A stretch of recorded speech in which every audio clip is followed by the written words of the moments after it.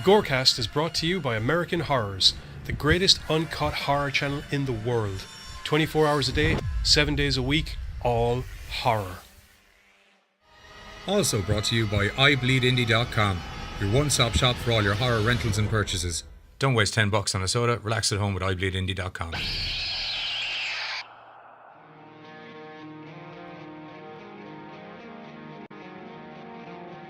As well as the station of decapitation without your head. America's longest running horror channel, www.withoutyourhead.com.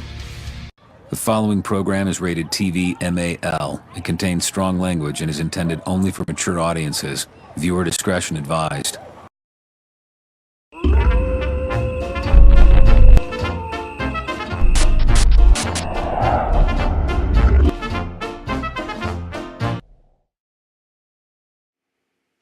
Hello and welcome to the Gorecast on this special Wednesday. George A. Romero Memorial Tribute?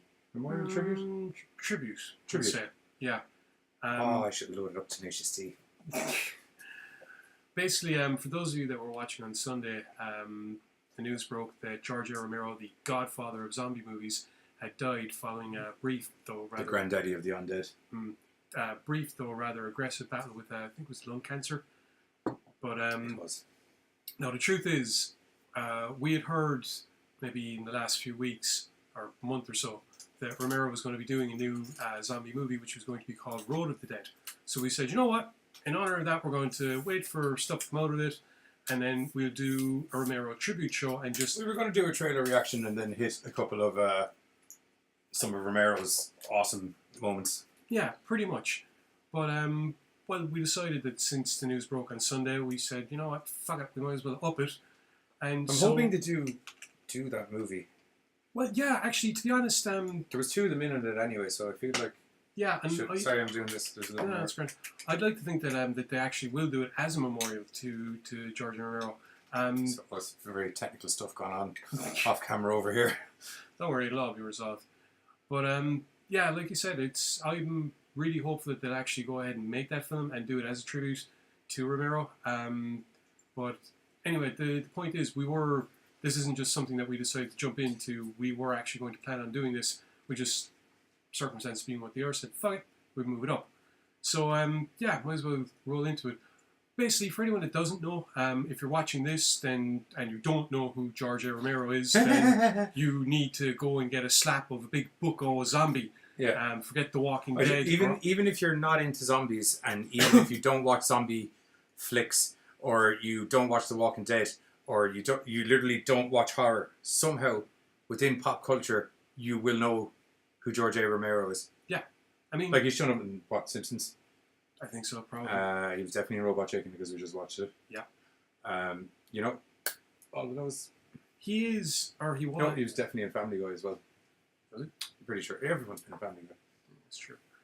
But George Romero is one of those people that will go down in history for his contributions to humanity through virtue of basically shining a spotlight on humanity itself via the use of the undead. Humanity basically at its most raw, for want of a better term. And it was, funnily enough, throughout the course of his movies, it wasn't so much a case of following the exploits of zombies and the zombies being this omnipotent bad guy. No, far from it. The zombies were basically a force of nature, a circumstance that occurred, which would then allow him to tell these stories and explore the nature of humanity itself. Explore exactly what people would do in circumstances like this, how they would react, how eventually society would break down and perhaps even come back from it, and exactly what steps we would take to make it true the nightmare that would be our own corpses coming back to life and trying to basically scarf us down like some mad story. Walking buffet. Yeah. It's interesting because up until Romero's films, basically the notion of zombies were tied in more with mysticism than, we say, the notion of perhaps a disease or radiation from space. It's funny how he managed to keep it fairly ambiguous in the reasoning for the zombies, and in doing that, it meant that we didn't care why they were there. We didn't care so much how they came about. Like even Night of the Living Dead just starts off with a radio report telling you that the dead have started rising from the grave. Yeah, well, Night of the Living Dead, they actually did give a bit of an explanation. There's sporadic news reports, and they're talking about I think a satellite or a meteor or something like that crash landed. Zombies are aliens. Well, no, not so much, but it's one of those theories that are going around in those news reports that perhaps the radiation caused by whatever crashed is what initiated the initial, the zombies to rise from the dead. But apart from that, there's very little that Romero did in the way of an explanation for why the zombies were there. And he just kind of just went, okay, zombies are here, go, and this is how we would deal with it. This is how people would react. This is where society could go. And as a result, it allowed for him to deliver some fantastic social commentary. It allowed for him to explore the darker aspects of humanity and to also, by virtue, explore the brighter aspects of humanity as well in many times. And yeah, I'd agree with that. And to be perfectly honest, it gave a fantastic medium to give what was at times very satirical views and a very satirical look at various different things that, from a certain point of view, that Romero was predicting. Consumerism, the notion of classes, that's always been there. But, he kind of saw the way that society was going. He saw the fact that, we are now in a day and age... Hello, Paddy. Sorry, you just said hello there. We're finally logged in. Oh, Paddy, how are we getting on? But we're now finally in the selfie age, whereby it doesn't matter, you don't actually have to have talent or ability or style or class. Soul anymore, because it's probably been snapped clean out of you now at this stage. Yeah, or anything. All you need to do is just, in some tertiary form, attach yourself to somebody that the rest of the world seems to view as being famous or popular, and bang, that's it, you've made it. You don't actually have to... call for the Snooky. The Snooky. Essentially, yeah. The thing is, in this day and age, you don't actually have to be able to do anything except talk.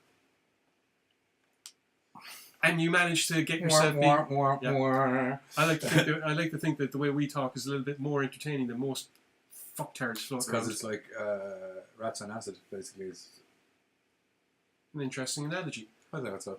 But my point is that, from a certain point of view, Romero kind of predicted that in a way, in that he saw by virtue of zombies kind of retaining kind of like a memory, a core, a remembrance of things that they wanted, he was able to, in a way, portray a society that's basically no longer concerned with the notion of actually communicating, with the notion of actually advancing, and with the notion of actually doing more than having its brain slowly killed by whatever fucking entertainment gets slapped in its face. A society that's become way too comfortable sitting atop and believing that they're number one on the pecking order.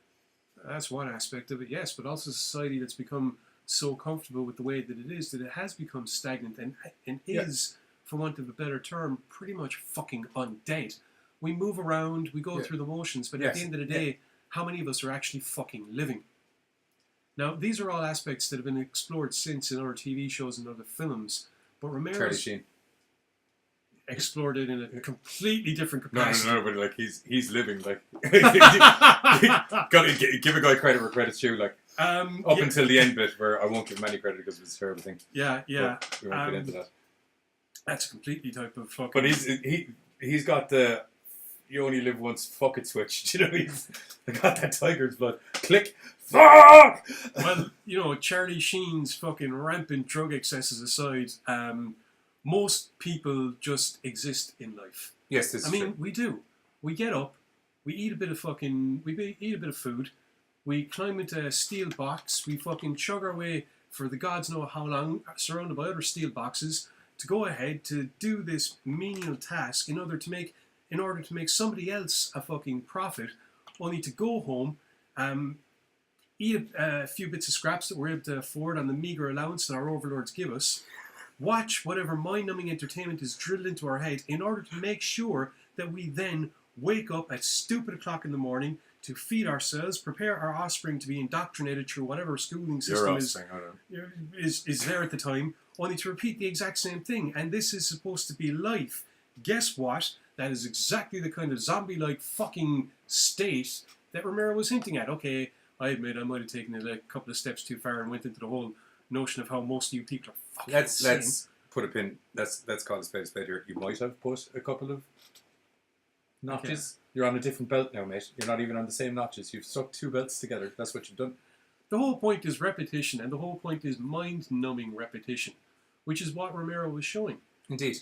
The notion that, apart from the few people that manage to rise above, and if anything else, they only rise above by breaking all the natural rules that society has placed on them, those few people are able to actually survive, to exist, and at times to even live. To actually enjoy being alive. And it's one of those things that, contrasting the whole idea of you can't really enjoy life unless you're willing to accept the notion of death, is probably most prominent in, I suppose, Dawn of the Dead, really. Just because while they are lulled in by the consumerism, they're also having a good time for a while. And it gets, they're... Because they're lulled in by the consumerism. To a degree, yes, but... It's kind of once they get the zombies out of the shopping centre, or mall in America, shopping centre in Ireland. But once they get the zombies out of that, they nearly get to a stage where they kind of forget the zombies are there. They're off having nice romantic dinners and everyone's having stuff. And they have a real kind of Three's Company kind of vibe going on in the house for a while. Precisely. Four's Company until there's the unfortunate bits that happen. Precisely. And it just goes to prove another point that Romero was trying to put across with these works. And that is the notion that over time, and once again, it's something that is clearly fucking obvious in society, to be perfectly honest, over time we become immune and we become used to sights of horror, true horror. It's all around us all the fucking time, yet we've become so used to seeing it everywhere that we just turn a blind eye to it. Now, it's not actually our fault, unfortunately. I'd love to be able to stand up, point fingers and say we should pay more attention. We should, but unfortunately it's part of what we are. If it's not directly in front of us, if it's not directly around us, if it doesn't affect us personally, we all have a tendency to ignore it, or to at the very least say, it's such a pity that thing is happening, here is my life, I'm going to move on with it. And that's exactly what happens in these films. You have people, they're able to sit down and they're able to have their dinners, and they're able to have a laugh, and they're able to play their games, because they've gotten so used to the fact that life is shit. They are surrounded by death 24/7, and at the end of the day, you can either go fucking crazy, put a bullet in your head, or you can just get on with it, and you can actually try and do more than just survive day to day. You can actually try and enjoy life and fucking live it. If anything, being surrounded by the dead is just all the more reason for you to go ahead and live life, because it should fucking show, hey, I'm not dead yet, motherfucker. I'm going to have as much fucking fun as I can. Which, unfortunately, goes to the other end of the spectrum, where you have... Not dead, motherfucker. Where you have the marauders, for want of a better term. Yes. You know what I mean? You have that aspect. Well, there's the infamous, and I hate mixing a Walking Dead line into anything to do with Romero. Well, let's be fair. Kirkland, with his original works, a lot of people that were influenced by Romero, they would not have done what they were doing if George A. Romero hadn't done his movies. So 100%.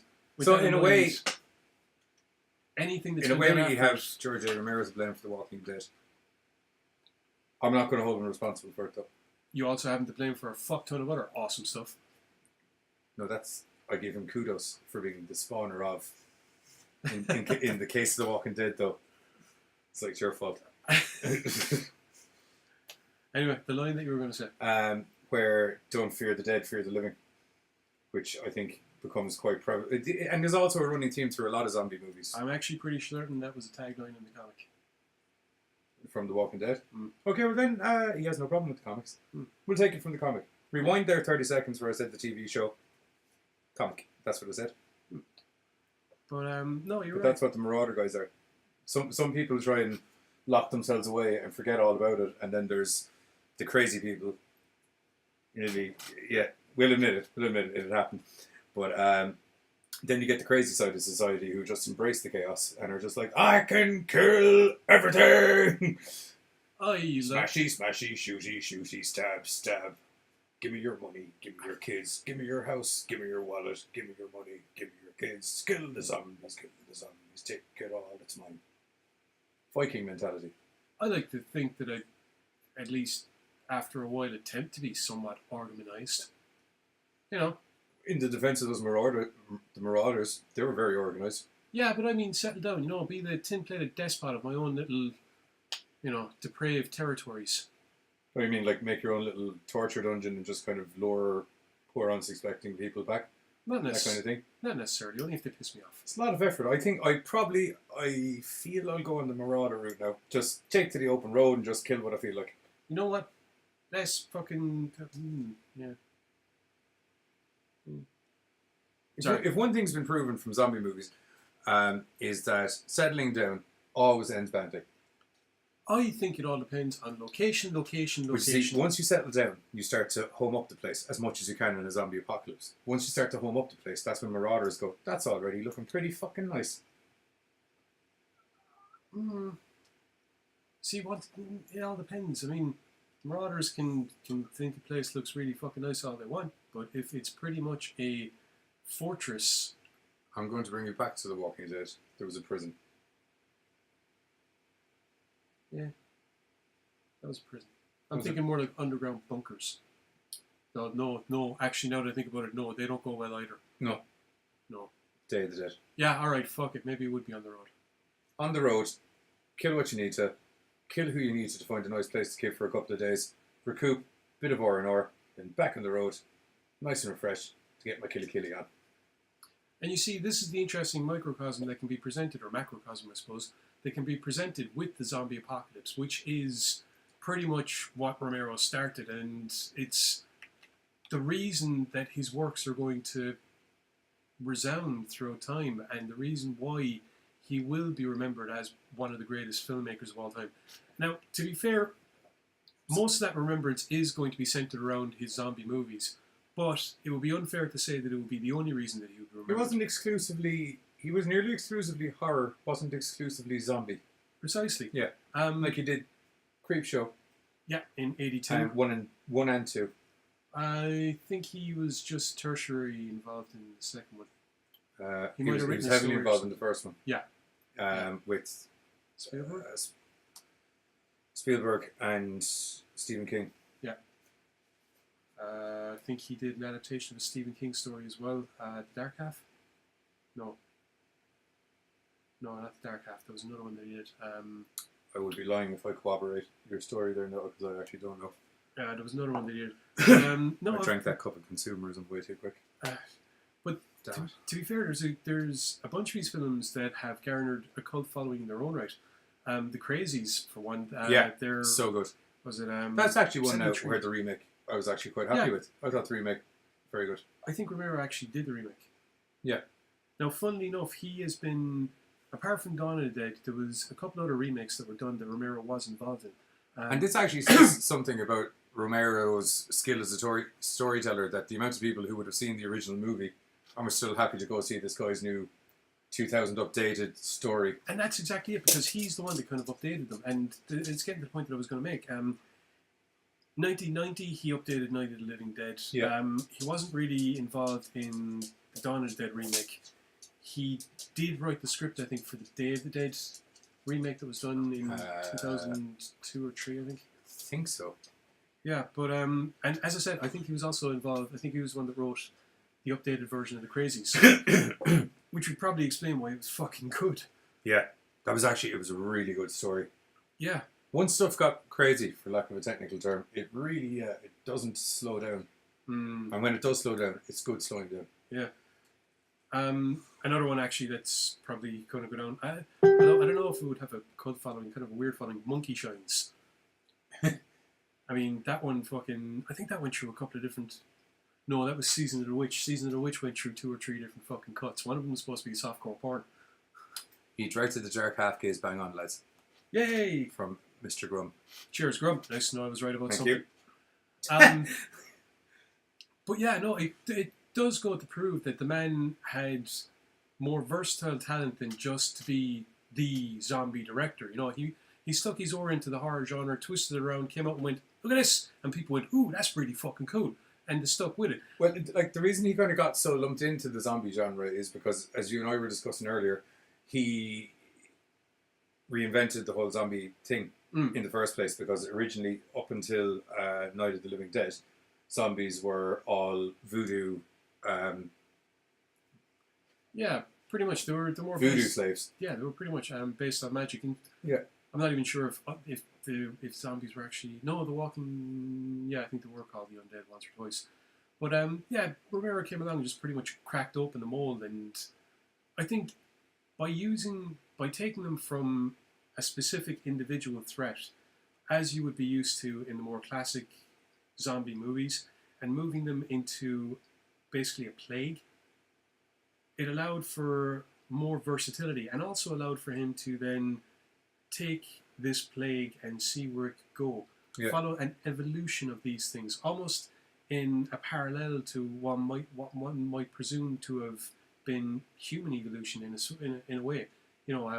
Skills start to develop. But as he even said in one of his interviews, that he said, like, he needs humans in the video because the humans are actually the bad guys in most of his videos. It's the zombies are actually the humans are the generic guys. And I think it's why you don't see it happen in a lot of zombie movies, but you did see this slow progression with the zombies throughout all these movies, where they slowly began to regain a bit of their humanity and stuff like that, and it put a way more human side to them. Where some of the zombies usually get shot in Land of the Dead, which we'll be talking about in a bit. I actually kind of feel a little bit. Yeah. But that once again goes to the notion of the evolution. I mean, each one of these films takes the zombie a step further than just a mindless eating machine that can't be killed. Well, can be killed, but one specifically. And as a result of that... Well, it says something about the consumerism, like humans' basic nature, that when it's like, they go back to their basic nature, they have no sustenance necessities for eating and stuff, but all they know is, I just want to eat. What do I have to do to... Get me a human burger. Yeah, well, to be honest, that's the start. What do I have to do to feed? But by the time Land of the Dead comes along, it's actually more complicated, and it's what do I have to do for us to survive? And much like what I said before, one of the key things about these films is that you have people that are surviving, and then you have people that are living. And surviving is like the basic bottom of the rung fucking thing. And then living is, well, we got this place cleared out, let's have a bit of a laugh. Yeah. And by the time Land of the Dead ends, that's the zombies, they've reached that first rung. They're there, they're at the the zombies have the city now, Well, it's not even that they have the city, but there's a part, and it's kind of like a part at the end of the film, there's like a parting of the ways. Yeah. And it's like, okay, the zombies, they're no longer interested solely in eating for the sake of eating. Yeah, they want to start getting back to life. Well, yeah, I mean, it's, It's like when you see your man with the jackhammer and he's so happy because he's doing his old job. He's just like... I think it was more a case of he was happy because he had a weapon. He had a fucking gun. He did, yes. And he was the first one to figure out gun. Whoop, hey. I know, but his job was pouring petrol. That's true. Which is how he killed the man. Actually, that was good. Mm-hmm. Yes, that's true, actually. You're right. Yeah, sorry. When you're right. Got mixed up. There was a lot of zombie movies in the space of... Yeah. Even extra zombie movies for me. 2 days. 2 days. Lots of zombies. Will we do Dawn of the Dead trailer? So you can get a taste for this. Yeah. Loads of... what's the name of the big kind of soldier guy? Ken... He's a big horror head now. He's in everything. He actually cameoed in the remake of Dawn of the Dead, and for the specific reason of saying that infamous fucking line. When there's no more room in hell, the dead shall walk the earth. I love the infamous Dennis Hopper line of just, zombies, they give me the creeps. I love it. Love it. That's good. Anyway, Dawn of the Dead trailer, and then we'll come back and we'll transition on into another one.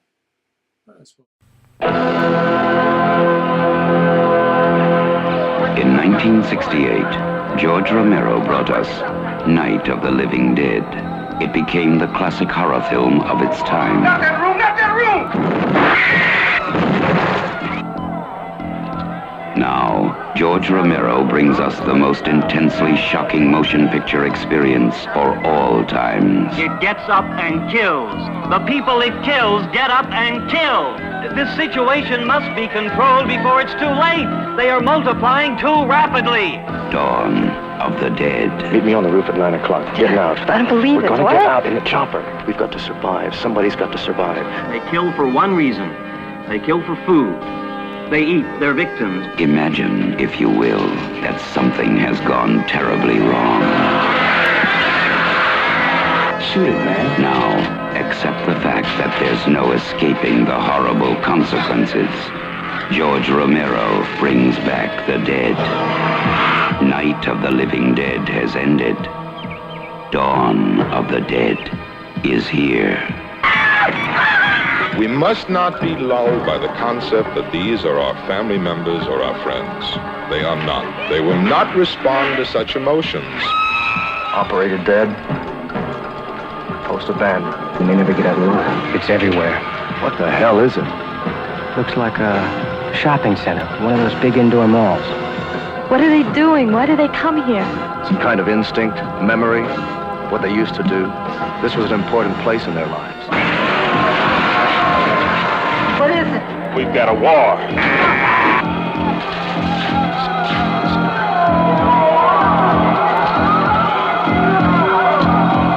I'm afraid. We have spawned our own savagery. Soon, it will consume us all. It is a horrible, hauntingly accurate vision of the mindless excesses of a society gone mad. They must be destroyed on sight. When there is no more room in hell, the dead will walk the earth. We are down to the line, folks. We are down to the line. Dawn of the Dead. So, as you see there, the trailer for Romero's infamous Dawn of the Dead movie. 1978, back when zombie blood was bright red and zombies were blue. Yeah, to be fair, that was actually kind of very deliberate thing on Romero's part. We saw a snippet of kind of a documentary thing, and he said that he was deliberately going for like an over-the-top kind of comic book effect. He shot the film in such a way that it would be almost like a series of comic book panels, and I can kind of see, you know, the brightness and everything like that. I can understand it, but yeah, Dawn of the Dead, where Night of the Living Dead takes place pretty much all in one night and all in one setting. Dawn of the Dead takes, you know, it kind of really opens up that. Hello to everybody. Sorry for interrupting for who just joined, because loads of people just joined in there. Hello, Martin everybody. Green also said he really liked his Dark Side TV show. Yes, the Tales from Dark Side that ran from 83 to 88, I think. Yeah. It was definitely a 5-year span anyway. Yeah. But yeah, where Night of the Living Dead takes place all in the one night and all in the one house, and is very much a contained story. Dawn of the Dead really cracks open that can of zombie worms and kind of goes, well, here's what it's like in the rest of the world. The opening scenes themselves, you could very easily see them happening pretty much the same time that the lads are running around that cabin in Night of the Living Dead. Yeah. And it allows us to see exactly the kind of turmoil that society is falling into in the wake of this zombie outbreak. The different media outlets trying to get information across, the different scientific minds trying to painstakingly trying to point across that these things... They're not your family, they're not your friends, which you hear when the guys are locked up in the shopping centre. You hear on TV reports repeatedly, yeah. They're not your family, they're not your friends. Even at the start, the very opening of the film takes place in a news studio, where you have an interview being done with a scientist who's basically trying to... What a fantastic bit. Yeah, who's basically trying to inform people that there are, you know, there are fucking drastic steps need to be taken. Yeah. And you need to stop looking at these like humans. They're not humans. Yeah. They're a different thing. Yeah, and all the people in the studio, the presenter, the camera crew, everyone there is yelling at him because they can't comprehend, they can't wrap their minds around the notion that you have to put a bullet in somebody's head that just... Or a hatchet. Yeah, machete. That just this morning you could have been having breakfast with. Samurai swords. Yeah, all because they've been bitten and they're Plank now... with a big nail, but you need it right here. Baseball bat, barbed wire. Baseball Thank bat. you, Mick Foley. Nick Foley. I'm so glad you said that. I like you were going to say the other one. Speaking. But so yeah, we get all of this in the beginning of the film, and it really does give you a sense of what the world is like. It shows there's the SWAT team, the two cops, Peter and I can't remember the other name. Big guy. No, Peter is the big guy. Sorry, yeah, you're right. Peter and Roger. That's it. Yes, you're right. Peter and Roger. And then there's Stephen, who's Flyboy. Steve's the flyboy, and Francine. Francine and Steve work for the that news company. Yeah, the TV station. The road traffic guys, isn't it? Steve does road traffic. I think Francine is in production back or something like that. She's got responsibilities anyway. She's definitely been producing anyway, because it turns out that Francine's pregnant as well, amidst all of the craziness in this. Yeah, I think herself and Steve had a thing going on with it. Yeah. Yeah. But anyway, as I said, you also get introduced to Roger and Peter, who are members of SWAT, who have been sent in to clear out.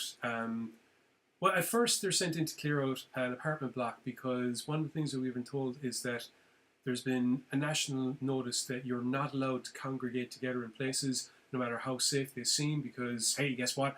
Anyone can have bitten and go zombie, and then it's thousands of zombies. Yeah, so they're clearing this place out, and it shows... There's about 12 inept SWAT guys, and Stephen and Roger. Well, there's one guy that goes fucking postal and just starts laying into everyone, kicking doors open. Oh, the heavy guy. Yeah. Yeah. And then I know him from something, actually. I can't remember what. He seems very familiar. I just think he's... like, evil chef is what I'd have him in. Not like French, or not like Swedish chef. Like, sort of, you know, greasy trucker stop, pit stop chef. Maybe he was in the Crazies. He could be, yeah. That could be it. Yeah. But anyway, Peter and Roger basically work their way through the building, and we're shown exactly the kind of horror that's being faced in the cities during this zombie crisis. We're shown how people react. We're shown how they dealt with the dead before they started realizing what had to be done. There's a part where the two lads make their way into the basement, and a priest comes out and informs them that, you know, this is where they were caring for the sick and the dead, and that he's not strong enough to do what needs to be done, but maybe they are. Yeah. And naturally, the two boys go in and... Riddle. Yeah, well, they take care of what needs to be taken care of. Yeah. Afterwards, Roger mentions the fact that he has a buddy, Steve. He flies a copter for the news crowd. They're going to meet up. Did he want to come along? So, you know, there's been a bit of bonding over the course of clearing out the building. Yeah. So they all meet up.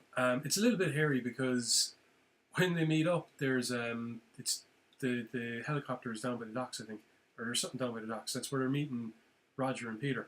But there's some other cops that are there, and they're raiding the place, and it's the beginning of what we call the marauder mentality. You know? That first time the people are going, well, fuck it, take what you can. And there's a little Search bit... Seek and destroy. Take what you can, give nothing back. Yeah, Hetfield number one. But there's a little bit of tension for a few minutes, and then there's an interesting bit, I think, whereby everyone has their guns out, and then there's this realization of, well, fuck it now, lads. We're all in the same boat. We're all trying to do a runner, so let's just take what we have, go our separate ways, wish each other well, and off we go. And it's kind of cool, because it's the early days. It is reflective of the notion that in those early days of a cataclysm, people will, you know, you might be a little bit on guard, but more or less you're willing to kind of band together, or at the very least live and let live. Yeah, you know. So that's grand. The lads load up in the chopper and fuck off. The chopper. The chopper. The chopper. Get to I'm flying off there now with my chopper. Get to the chopper. Get down again. But chopper. Yeah. Anyway, they take off. They line up and they just hit the road. And over the course of their little journey, they can see the fact that basically this thing's fucking everywhere. You know, there's a convoy moving along, and there's a horde moving in just up the road from it. And they're all mad for Woolworths. Yeah, pretty much. Sorry, not Woolworths. What's the American one? What's going on in my head? Walmart. Thank you, studio audience. Yay, we have a live studio audience. They're very helpful. Well, it's a dog and my girlfriend, but they're here. Yeah. Live. And she doesn't have duct tape. Not that my girlfriend's a dog. There's a separate dog and my girlfriend. It's the Hellhound, just to clarify. Anyway,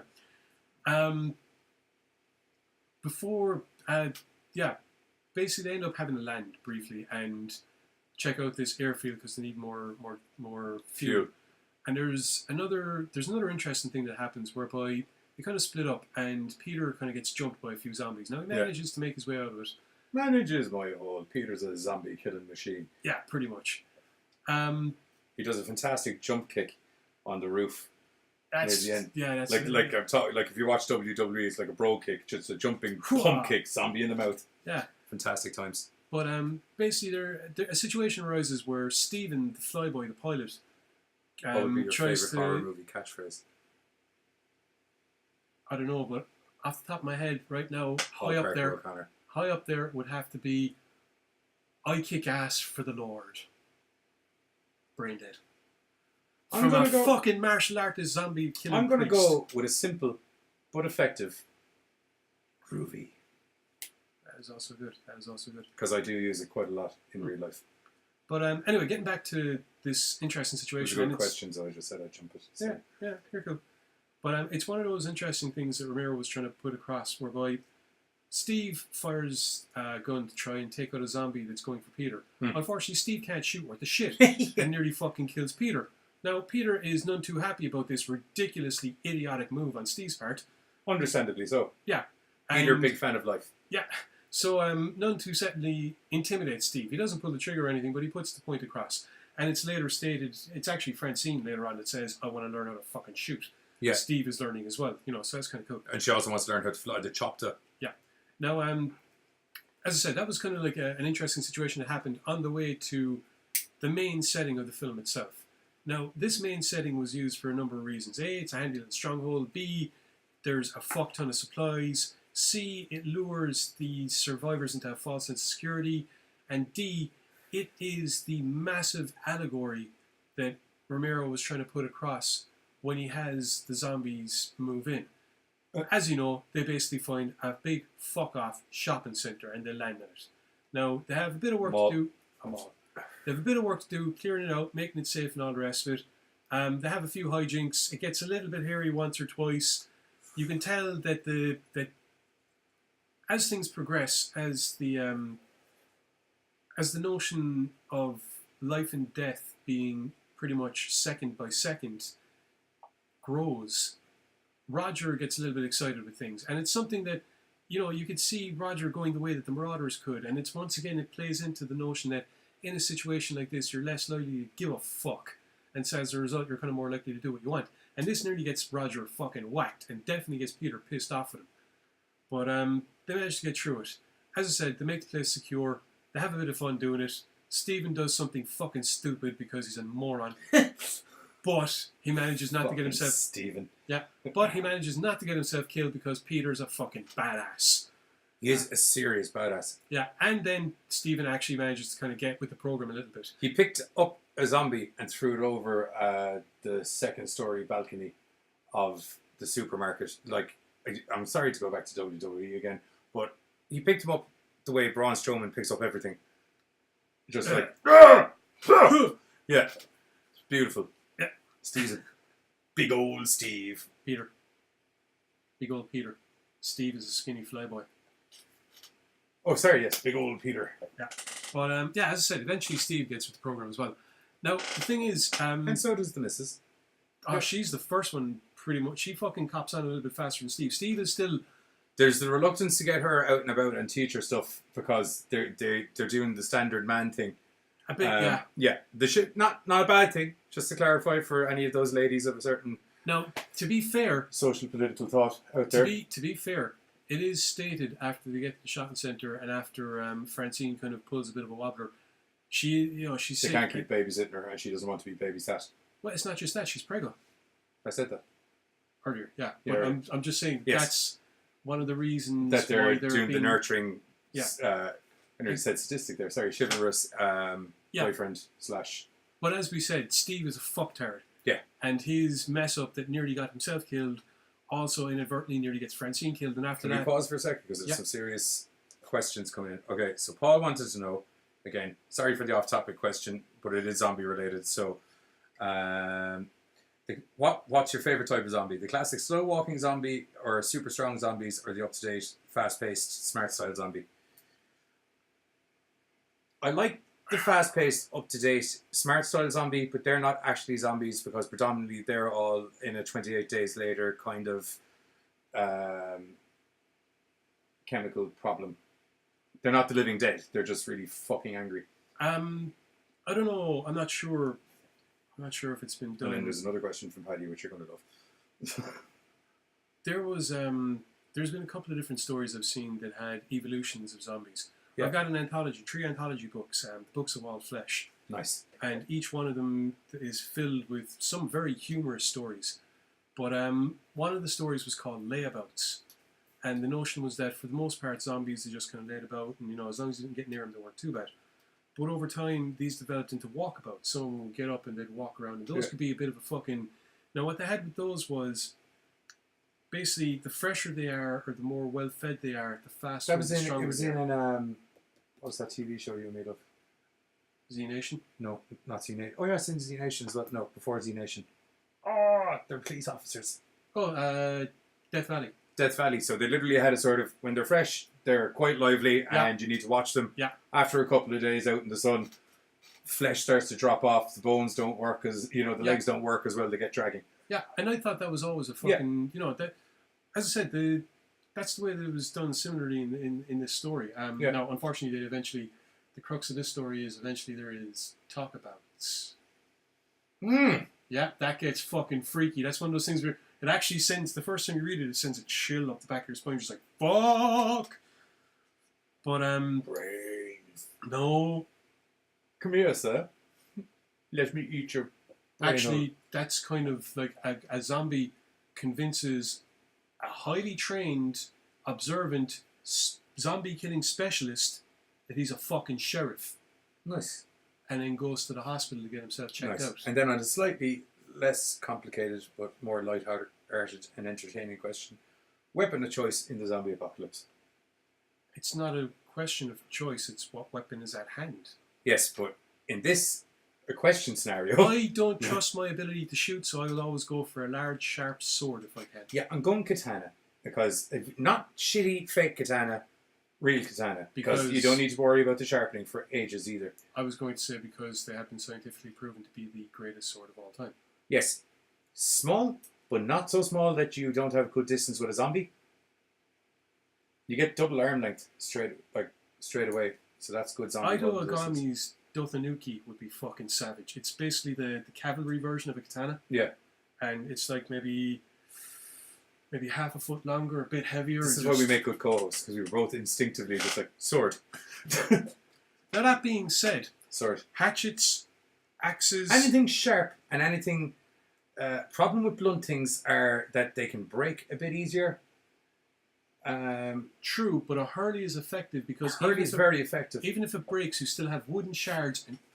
Yes, but you've reduced down yes, your... Yes, yeah. I'm not saying it doesn't have drawbacks. I think now the way the show is going, we named it wrong, and it should have been a George A. Romero special homage to the zombie, opposed to just George. But to be perfectly honest, it's if all we George. didn't do these films, we wouldn't be having these conversations. We wouldn't be asking these questions. A metal baseball bat. Yeah, that's so. Oh, actually, yeah, that's great. Yeah. Metal baseball bat and an axe, no ammo needed. Yeah. True. That's awesome. A load of solar-powered and wind-powered treadmills side by side, lined up all around, and some popcorn. What the fuck has Martin been smoking? That's not Martin. That's our new co-host. That's fantastic. Shit, that's actually fucking hell. Hang on, what did she say? She says, a load of solar-powered and wind-powered treadmills side by side in a circle, lined up all around me, a chair and some popcorn. Because it's just going to be a zombie chuck fest, basically. Now, the only problem with that scenario is, number one, you're trapped. Number two, after a certain amount of weight gets up in a treadmill, it loses the ability to keep treading. So, once you get 2 or 3 zombies up in one of those mother lovers, it's going to get squashed, and then you're going to get eaten alive. But, in your defense, you've probably had a fucking hootenanny of a good time on the way. Speaking of good time, because we might as well get back to the review. Good time, fun time. Yeah. Getting back to the Dawn of the Dead, as I said, they cleared the place out, and people are after getting trained up. Well, it's not just that. What I was going to say was, it's at this stage that that kind of relaxed mindset starts to kick in, and a fantastic series of very entertaining montages. Yeah. That infamous line of "When there's no more room in hell, the dead will walk the earth." But which there's is also one of the lead-in lines to one of those fantastic montages. But there's also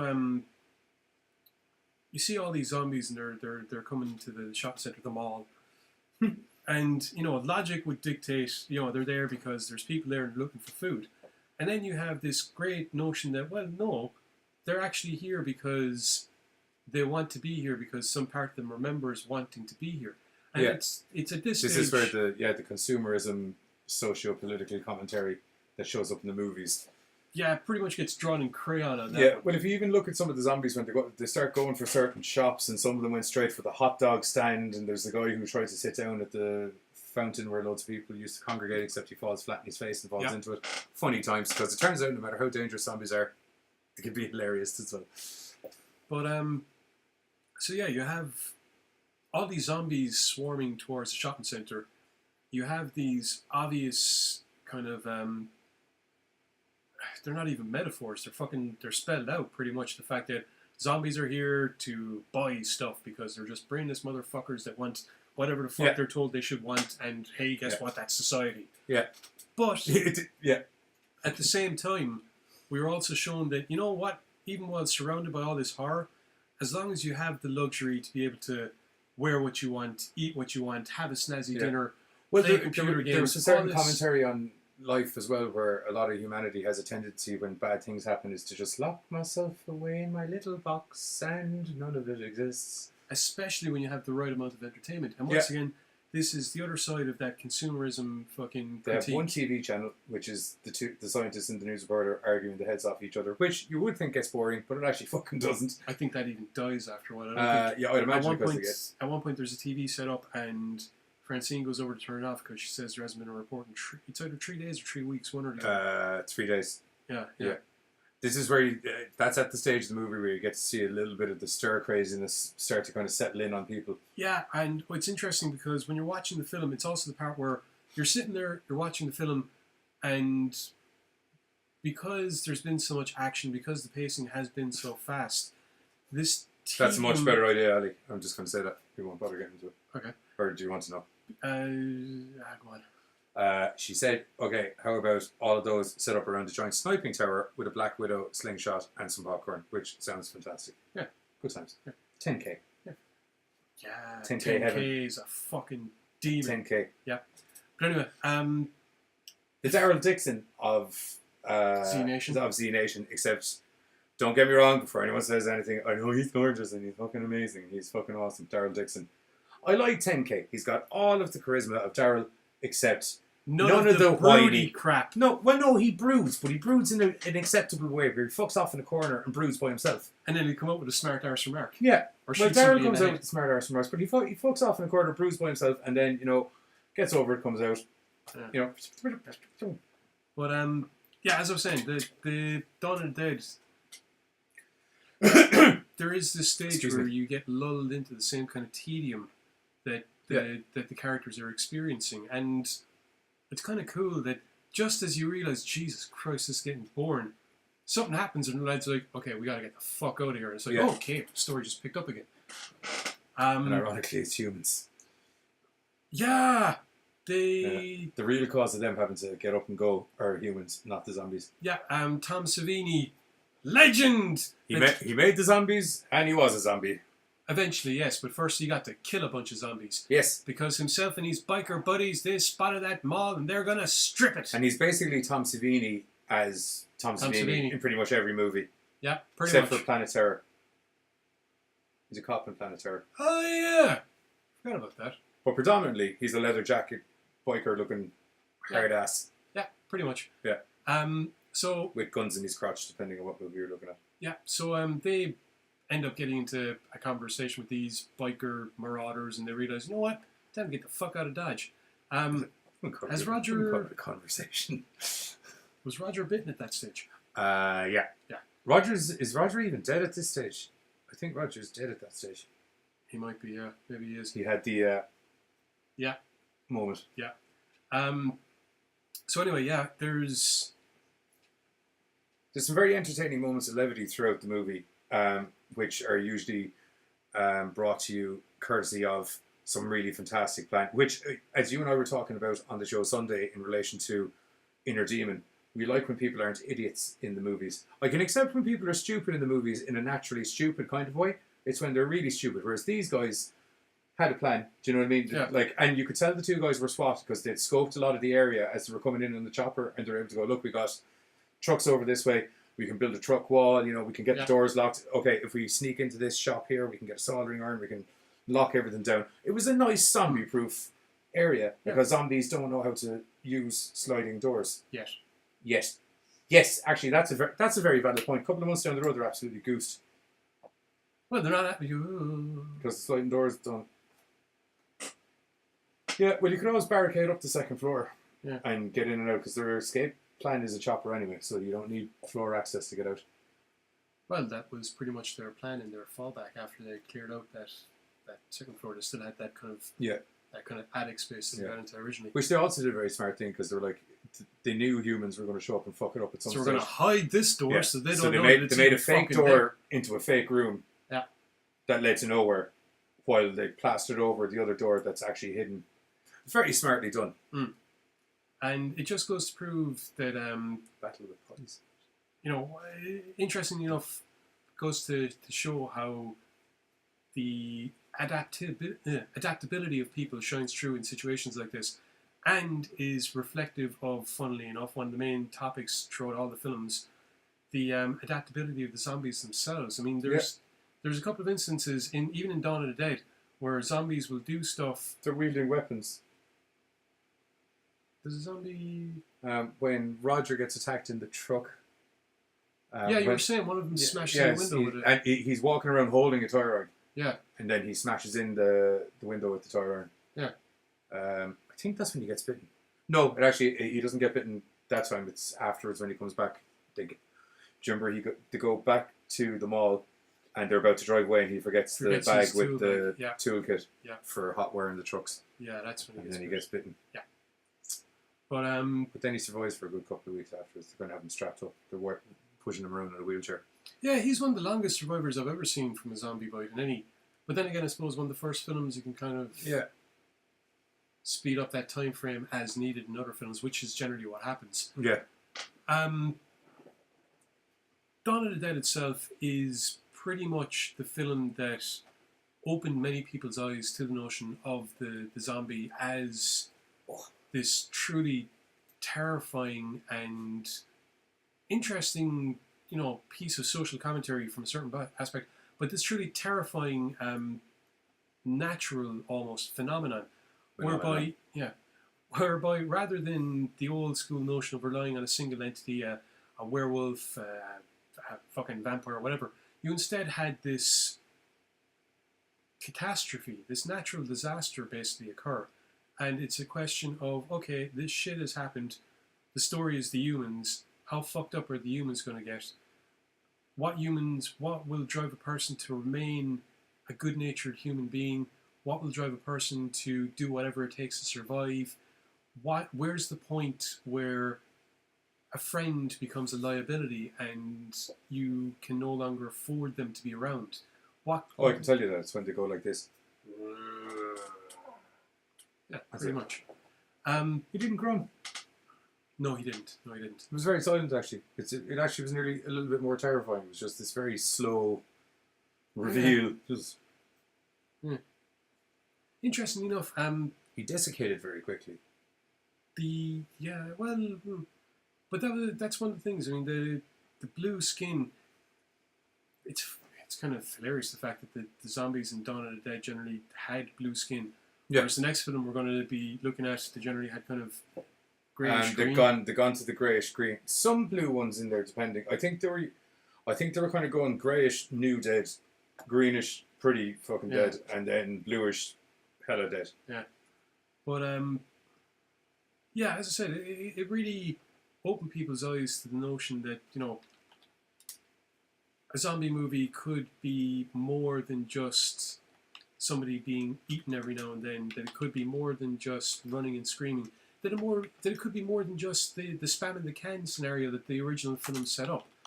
And it certainly opened up the notion that, in this day and age, that we can take a horror movie and we can actually say, we can still turn around and say, well, look, yeah, it's scary as fuck, but the real scary thing is, this is where society's fucking going.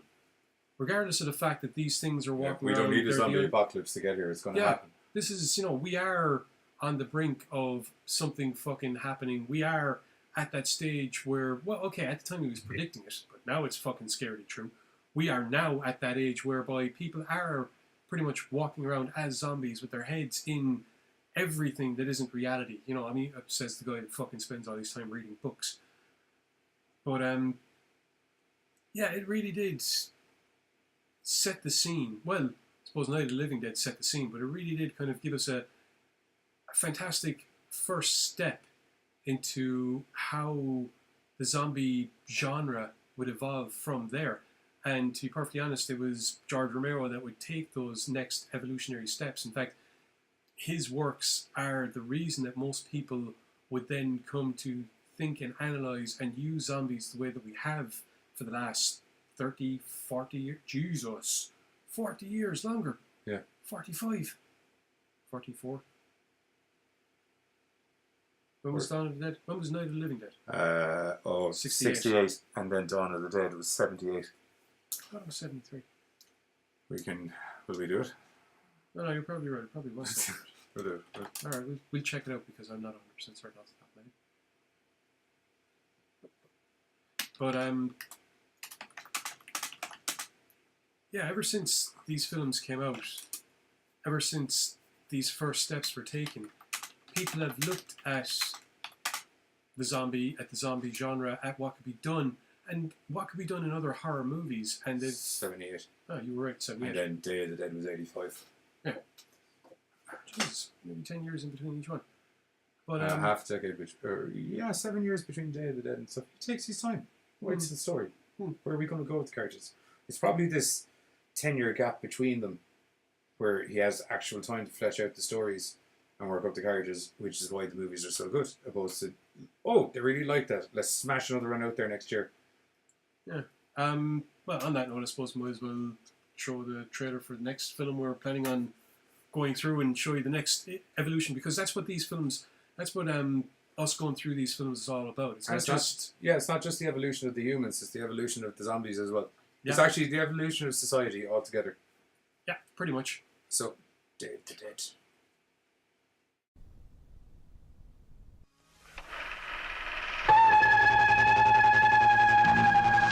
First came the night, then came the dawn. Now comes the most eagerly awaited day in horror film history. George A. Romero's Day of the Dead. We've been punished by the Creator. We visited a curse. Hello! Is anyone there? For the few remaining, their only hope of survival is to find a cure. You're wasting time trying to define what's happening. But the odds are against them. We're in the minority now. Something like 400,000 to 1 by my calculations. And so is Captain Rhodes. Anybody else have any questions about the way things are going to run around here from now on? Their one chance is Bub. It's working on instinct. A deep, dark, primordial instinct. But their time is running out. They can be fooled, don't you see? They can be tricked into being good little girls and boys. The same way we were tricked into it on the promise of some reward to come. But when the tricks wouldn't work... They're learning. They're actually learning. Their world fell apart. Let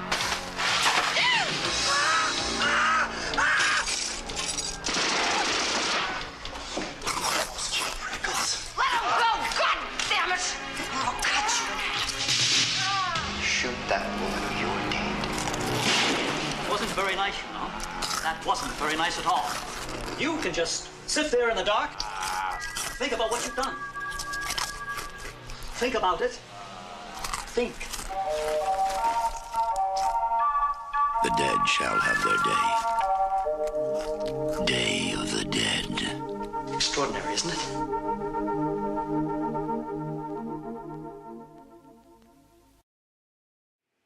We're back. We were just laughing. Thanks for admiring my passion, by the way, Rory. That's just thought I'd say hello.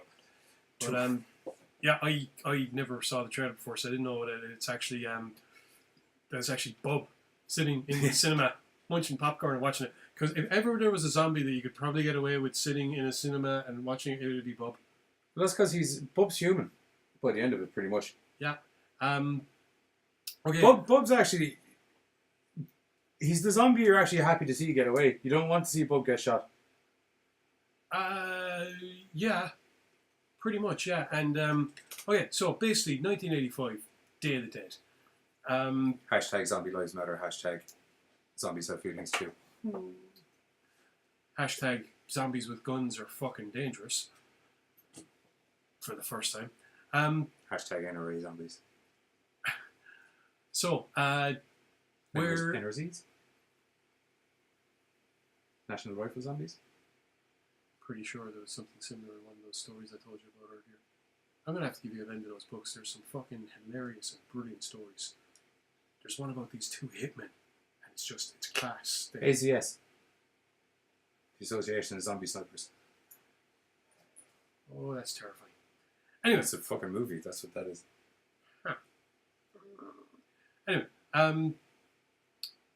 Once again, where Dawn of the Dead could be seen as starting those opening scenes pretty much being the same night as Night of the Living Dead. Yeah. Similarly, Day of the Dead could be seen as... Yeah, I know. Could be seen as starting probably around the end of Dawn of the Dead, whereby the zombies have been around for a bit. Yeah. There ain't a lot of humans left. Well, there isn't. You know, there's a 4,000 to 1 difference. Yeah, pretty much. There's also... According to Dr. Frankenstein. The studio audience looked at me like I made facts up out of my head, but he specifically said 4,000 to 1. 400,000 to 1? I'm sure only 4. But anyway, yeah, apart from a few holdouts of humanity scattered around and the typical kind of marauders that we saw in Dawn of the Dead, yeah, for the most part, the planet's fooked. Yep. Zombies everywhere. And what you going to do? Well, partly if you're a scientist with a bunch of military bios in a station or in a base, you're going to locked underground is the word you're looking for. In a bunker, underground bunker. In a bunker. You're going to go and you're going to rope yourself some zombies and you're going to experiment on with a guy who's training zombies like dogs. Well, they've been locked up under there specifically to test and work on the zombies and find a cure, which Dr. Frankenstein, whose name I can't remember off the top of my head, although Frankenstein is applicable because for most of the movies called Frankenstein. Yeah, by pretty much everyone. Pretty much everybody bar the female doctor. Yeah. But he has started training them like fucking house pets because he's saying you can domesticate them. Yeah. Once again, this goes to... But they were locked up under there specifically to be testing these zombies. Because governments love the notion of... Grab it. Yeah. Lock it. Use test it.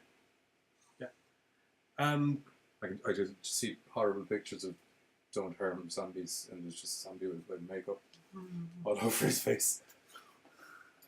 Don't test on zombies. Well, that's the story. Chanel. Yeah. But, yeah, basically they've got this underground bunker and they're wrangling zombies and they're testing them and trying to figure out what makes them tick, if there's a way to stop them, as you said, if there's a way to domesticate them. And this goes to, I think that domestication goes to those things that we saw beginning in Dawn of the Dead, whereby you had zombies that would notice something familiar or would act, you know, in a familiar way, or like they said, they're drawn to the mall because it's something their old lives hinged on. Yeah, know? And it's something that, in fairness, Dr. Frankenstein manages to twinge that they seem to be naturally looking to kind of just, for lack of a better description, get back into the swing of it. Yeah. I think in one of them, there's nothing to do when you're dead except act like you're alive. Yeah. I think that was the line, something like that. And then you have like Bub, for instance, who turns out zombies love Stephen King. Yeah. Yeah. Salem's Lot in particular. They like music. They love music. They like Ode to Joy. Yeah. They love Ode to Joy. And apparently they're fond of firearms. Yeah, and they got a wicked aim as well. That was a kidney shot, like. Yeah. But basically, Dr. Logan. Okay, I'm gonna have to look that up now.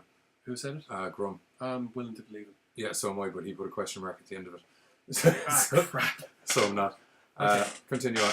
1978. Where Dawn of the Dead basically was Romero's shining light on the look at you, you're all fucking mindless zombies willing to buy whatever's put in front of you and willing to be entertained or willing to accept whatever's around you as long as you're entertained. Oh. Day of the Dead kind of took a different look at things and went, when it comes to a crisis situation like this... Day of the Dead isn't actually so much about the zombies, it's about what happens when you lock a bunch of humans in a box with each other. Precisely, and that's what I was getting to. It's the Belko experiments of zombie movies. Well, actually, what's funny is... Kind of, because... What's funny is the setup is supposed to be, you know, a bunch of scientists and a bunch of military people testing on zombies. But what you end up getting is Romero shining the light on, as you said, the bunch of people trapped in together. But more importantly, a bunch of people with the complete fucking opposite spectrum of mindset. You have scientific people, curious, wanting to question, wanting to test, wanting to know, wanting to find things. 10 Gorecast points for Grum. Dr. Logan. Well, it just says Logan, but I'm assuming that that's obviously right. Yeah. But, so you have the scientific mindset, poking, prodding, asking questions, almost throwing safety to the wayside in order to indulge the insatiate curiosity that is humanity itself at times. Yeah. Which is embodied by Dr. Logan, a.k.a. Frankenstein. Because they keep... yes. Because they keep losing soldiers, because they keep having to go up and try and wrangle zombies up. Mm. There's a very cool kind of zombie capture system that they kind of have. The pens? The pens, yeah. Yeah, they're handy, alright. The pens. Not the pens. Just to let you know, we're not talking about adult dappies. No. Dappies. Diapers, nappies, same thing. Yeah, that's shit. Tapping, isn't it? Dipping? Dabbing? Dabbing, that's it. Fuck it, same thing. It's all shit. But yeah, the other side of that spectrum then is the military mindset, which is supposedly discipline, which is supposedly order, which is supposedly following orders. You're able to tell very quickly after meeting the military guys that they've been locked up. Because the military guys, at least the scientist guys, have something to do. Do you know what I mean? They're there sciencing around. Yeah. Right? Whereas the military guys are just sitting there, Twiddling occasionally getting zombies and twiddling their thumbs. By a zombie, occasionally getting met by not zombies too happy. and twiddling their thumbs. So there's already this very segregated pack mentality that's going on between. Oh, it's worse because you're on about. Well, you can hear the big guy, like even the way they're all laughing, they're nearly laughing like hyenas, the whole bunch of them. Well, that pack mentality is always going to happen, especially when you're looking at what's supposed to be a combat unit, because they would have been in close quarters anyway, depending on each other, life and death situations.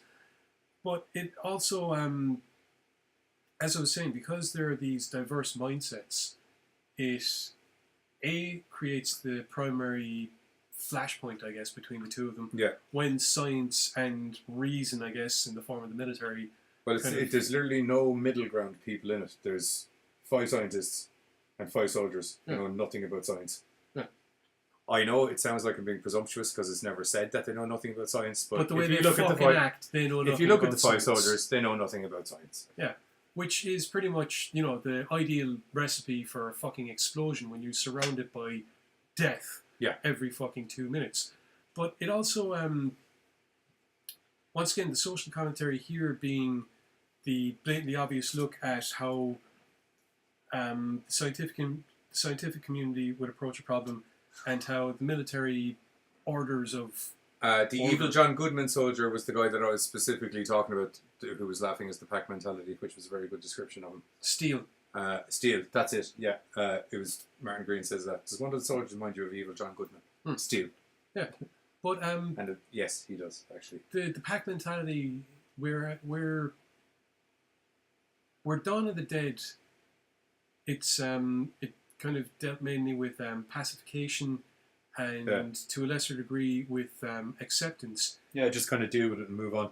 Day of the Dead goes, well, actually, here's the crazy button. We're going to press it for a while, hold it down, and see what happens when a bunch of different people get in the vicinity. Because the scientific guy, when he gets near the crazy button, he gets fucking... Victor fucking Frankenstein wouldn't even get it. Well, he might get a look in. There's some fierce fucking experimentation that Dr. Logan does that even, from a scientific objective point of view, you're like, what the fuck were you smoking? Why? Why? Why is that head decapitated? Okay, I can see what you were doing, but why is it still there? Your experiment is over. Why is there not a... Why? Why?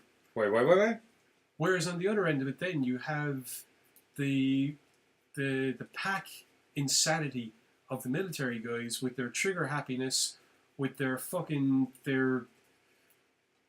very, very much trigger happy. With their, quite frankly, racist bullying behaviour at every fucking opportunity. Yeah. Because at the end of the day, and this is the key point I was trying to get to a while ago, the military mindset is alpha male. Yeah. I am continuously in control, or at the very least, I am following orders from someone that knows that knows how to be in control. You know, straight down the line, there is order, there is discipline, there is routine. Okay, it's gone off the rails because society has fallen apart. We're in a pack mentality, but that pack survives this way. The order is we take what we want, give nothing back. We're nice, secure here, all the rest of it. Excuse me. But it all just builds up. All the cabin fever, all the tension, all the close calls, it all builds up. That alpha male mentality, that dominance, that I rule, by this axe I rule, pretty much. It means that when shit does go sideways, and it does go fucking sideways as it always does. Yeah. To be perfectly honest, it's actually the military guys that break worse than the civilians, because... Yeah, Martin very aptly pointed out, and I forgot to mention it, he said that the Jamaican chopper pilot and the Irish mechanic are kind of like the voices of reason between the two, the nerds and the jocks, basically. To a degree, but only because they are Blue collar. they're that level of acceptance that we were introduced to in Dawn of the Dead. Yeah. They're at that comfortable level. They've survived. They made actually quite a nice little holiday resort in Zombieland, yeah. They accept the fact that shit has happened, nothing that can be done about it, make the best of a fucking crap situation. So they're able to chill, and as you said, they're able to be that middle ground at times, that voice of reason between shoot it all or cut it all up and stick electrodes in it, you know? Which, as I said, is also part of the reason why when shit does go sideways, the military boys, they turn into the jackals that you alluded to them being earlier on, and it really is all for one and one for fuck you, I'm out of here. But it's one for all and fuck you, and we'll take the pilot. Yeah. That's basically it. Whereas, who you know is going to get shot. There's a scene where your man Steele lets rip full auto, when things do go sideways, lets full auto with a fucking assault rifle and gets a pack of zombies stomach or chest height. Despite the fact that we all know you got to put one in their head. Yeah, because we're 3 movies in now, it's kind of well known. Yeah. Well, even within the context of the film itself, Steele has been putting bullets in zombies' heads. He knows how to I do also it. don't know how a man of Steele's height would shoot them all in the stomach. You kind of assume it would This is what I was getting to. Okay? We later on see... Get to it then. We later on see the others show very... To be perfectly honest, we see the others showing remarkably good marksmanship in terrifying circumstances. Yeah. It's actually the 3 of them are way better. Yeah, my point is, they're the normals. They've had to come to terms with this stuff. They've accepted it. They've adapted to the situation. They have made the best out of a shitty situation. They've gone on. They've normalized. The military guys freak the fuck out when things go out of their control, which means that you end up with, from the hip, piss poor spray and pray fucking shooting out of them. Which you don't shoot with a semi-automatic rifle from the hip. It doesn't work. A, it's the 80s. B, Steel is a big motherfucker. Yeah. No, I was just saying you just wouldn't. My point, well, you know, it's. Do you want to know what it is? It's the fight or flight to a degree. And while the military guys might be willing to fight, their flight response when it does kick in because their discipline is broken, it's the same with any army, man. A disciplined army, when it breaks, will fucking break far worse than any unruly mob. Yeah. Because an unruly mob is an unruly mob, whereas a disciplined army, once it's lost its discipline, is like, fuck! What do we do? What do we do? What do we do? Where's the orders? Oh God, my sergeant's shoot everything! Shoot everything! Or run. Or run. That's why the Russian army had commissars. Yeah. Oh, you're running. Because what happens... Let's see the rest of you run. It's what happens at the end of it when the zombies come down straight away. The leader. Yeah, but that's because he's a snaky git that believes that I don't need to be faster than the zombies. I just need to be, oh look, I shot you in the leg. He didn't shoot anyone in the leg, just to clarify. I know, but it's just the mentality. Yeah, he did lock the ball in with a room full of zombies. That was a bastardly thing to do. That was a bit of a shitty move. Yeah. He took off in that fucking, that little Jeep thing and just... The zombie golf cart. Yeah! Yeah. Maybe he just figured all of them on it. Because there was enough time. They could have gotten on it. The very interesting dynamic I find by the end of the movie is that in a weird way, Bub is actually the most human. Yeah. Out of the zombie that they've been training actually turns out to be the most human. Like Dr. Logan's been shot dead, and yeah, you know the zombie feels. Yeah, you can see a genuine. You actually feel bad for Bub because when he's like, it's like when a puppy would see its master dead on the ground, where he'd be like, "Oh, he's playing," and he's like, and then it's after a couple of seconds, realization like you're not getting back up. Yeah, he's like, "You want to rush now," but then it turned out that he wasn't one of them, and then you can see Bub actually is visibly upset. Yeah, it's fucking Bub, man. As I said, the social commentary in Day of the Dead mainly revolves around the notion of insanity and how different people from different backgrounds in this insane situation deal with, quite frankly, losing their fucking minds. Yeah. However, as the Saw Doctors once happily said, "How do I protect you in this crazy world?" With a gun, apparently. With a gun, yes. A knife and explosives. Yeah. Or in the case when they got locked out with a plank of wood. Ah, yeah, that was... Yeah. Shovel was also very much used. But as we said, one of the key things in Romero's films is the evolution of the zombie as a reflection, I think, of the evolution of man in a way. Just devolution of man and the evolution of the zombie. Because slowly the zombies are becoming more sophisticated as man's becoming more animalistic. Actually, I meant if you look at how humanity evolved originally, in that one human learns to do something, isn't that an others copy it and follow on. What, the degradation of humanity? Yeah, it's the zombies are starting to work their way up and the humans are slowly killing themselves and working their way down. Oh yeah, I mean... Because the humans are killing as many humans as they're killing zombies. But that's exactly what happens with anything. I mean, the Roman Empire fell. Yeah, thank you, Roman Catholic fucking... Laces were tied together. Yeah, it's 5,000 years of fucking Roman Empire. But it allowed everyone else to kind of rise up or think they rose up. And it's kind of the same in this. But yeah, in Day of the Dead, we get our first proper fucking zombie character. You know, we get a guy that's, you know... That's interesting. Bob has fucking... You know, these memories that we said were alluded to in Dawn of the Dead, you know, basic movements, basic memories of tasks and being able to do things. And that's worked on by Logan with Bob. Yeah. Different stimuli are introduced, see how he responds to it. He's there with a razor, the music, the book, all the rest of it.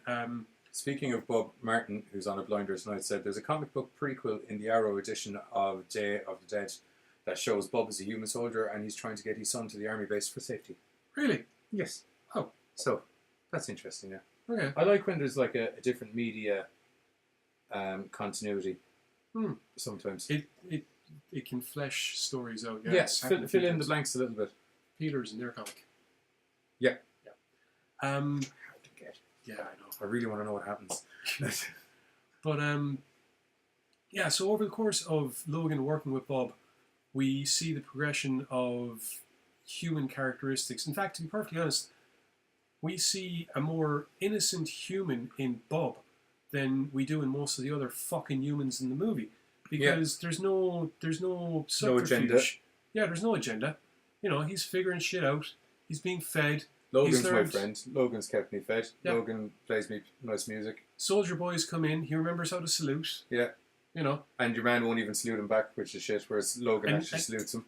Yeah, and Bob, you can tell he's made that differential between, okay, even some of the other scientists... He's even managed to make the differential between good human, bad human. That's what I was saying.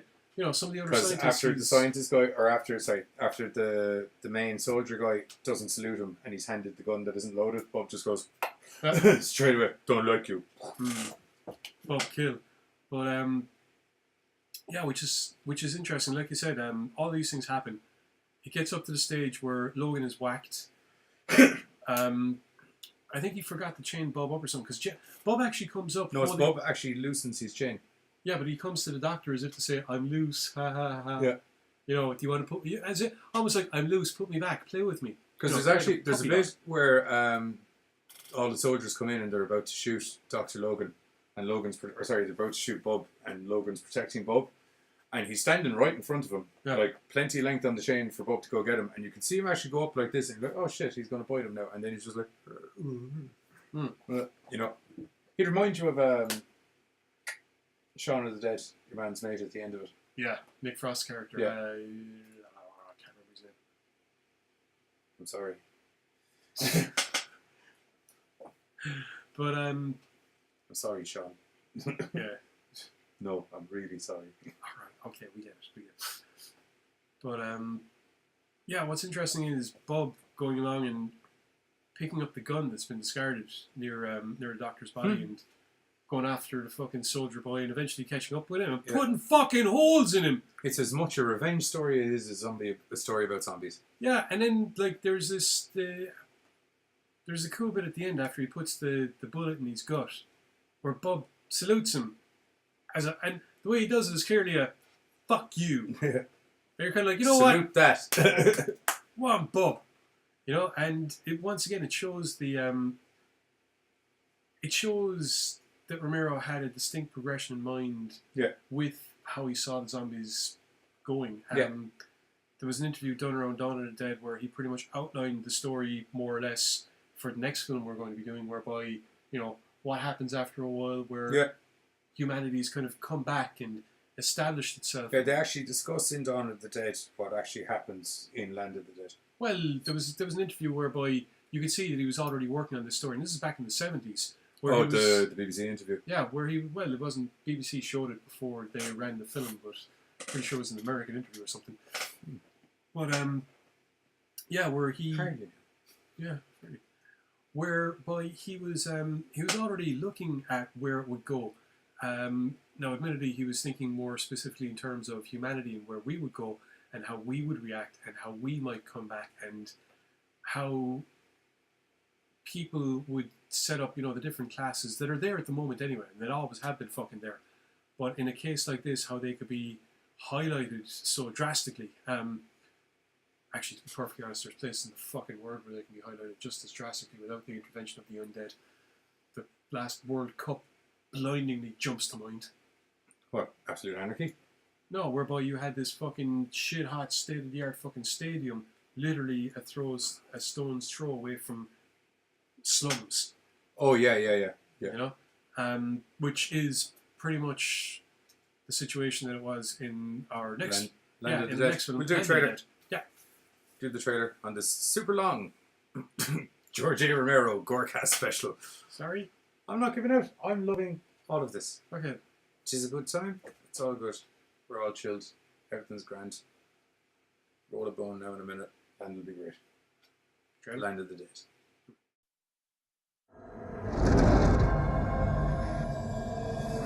The world as we know it They must be destroyed. is no more. Cities are under siege. The land of the living has become Feeding on human flesh. the land of the dead. If these creatures ever develop the power to think, to reason, We're all dead.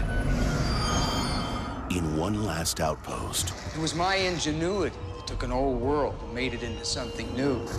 we have survived. Rivers protect us on two sides? I put up the fences to make it safe. and these fences go all the way across? Both ways. But if the living can adapt, Things are changing. These guys are not just walking. so can the dead. It's like they're pretending to be alive.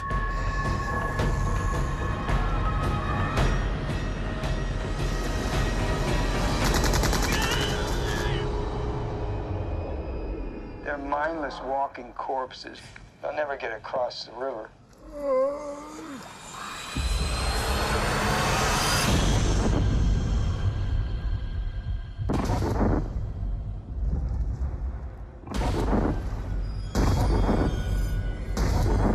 They're moving toward the city. There's nothing there, man.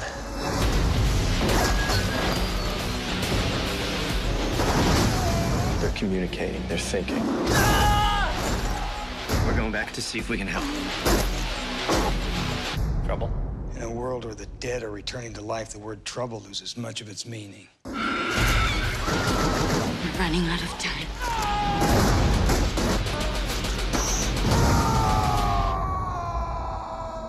George A. Romero's Land of the Dead. Zombies, man. They creep me out.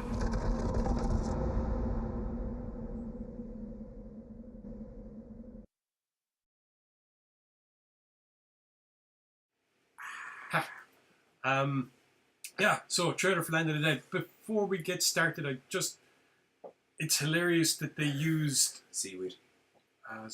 Doc flew in. It's hilarious that they use Seizure of Power from the score for Resident Evil done by Marilyn Manson for the fucking trailer for Land of the Dead. Yeah. Good taste. Yeah. Good taste. Potential plagiarism, but a good taste nonetheless. He's a man who'd do well in a zombie apocalypse. Manson? Tall stills, so the zombies are going to find it hard to get him. Right? Beautiful people. What? That's when he had tall stills. And his live show. Oh. Always. He already looks kind of dead when he's wearing his makeup anyway. Mm. All of the leather and latex he wears is very hard to bite through. Mm. Yeah. I thought you were going to have another point there with where you were going. He strikes me as the type of man who has a lot of weapons. Yeah. Albeit them in a kinky kind of way. But you can do a serious amount of damage with a 12-inch double-ended dildo. Yes, you can. If anyone's ever played Grand Theft Auto, you can dildo the fuck out of someone. Not in a sexy way. Okay, slightly off topic. I saw... I think we're there. Don't worry. Hang on. Okay, so I saw a security video of a guy basically tried to hold up a sex shop. Goes in with a gun, basically. Your man just beats the... No, this is two women. They beat him with massive fucking dildos. I mean, beat him out the door. It's ridiculous and hilarious. Sorry, segue there for a minute. Back to the film. Dildo.